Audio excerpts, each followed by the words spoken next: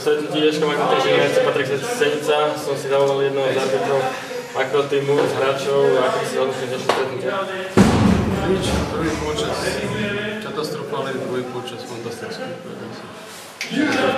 V prvom polčas sme prehrávali 4-0, prišli nejaké rady cez polčas? Rady nemám, povedali sme si, že to je posledný zápas v sezóne, ktorý možno hrajeme s radosťou, nemáme čo stratiť. Vyšlo to, začali sme napádať, vyšlo to, že sme mohli vyhrať. V posledných 6 sekúnd tam prišla jedna situácia, v ktorej sme teda mohli ten gól dať. V čom nastal tak kritický okamih? Som zhral prázdnu bránu, som strieľal, nehrával som Baťovi, tam sám som vystrieľal, uponával som to ja moc som chcel. Takže z toho pohľadu, že Makrotým prehral 4-0, nakoniec to skončil 4-4, tak konečne Makrotým ukázal, že vie hrať futbal aj za stav 4-0, že nešli tie hlavy dole ako vždy.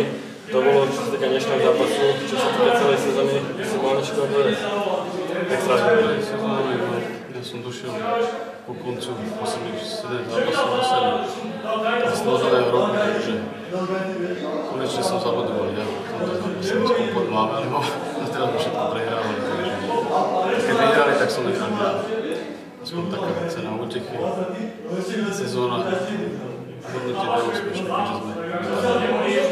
Z tohto pohľadu neúspešná sezóna je teda dúfam, že naša spolupráca ešte nastane, že niečo vyženie dostane z makrotímovým futbalom a teda, že naša spolupráca bude pokračovať. Za rozhovor. Tu by som chcel pozdraviť pána prezidenta Iška Viktora Ondrejku a kapitána pána Baláža. Myslím, že sme splnili ich cieľ a spravili sme im veľkú radosť.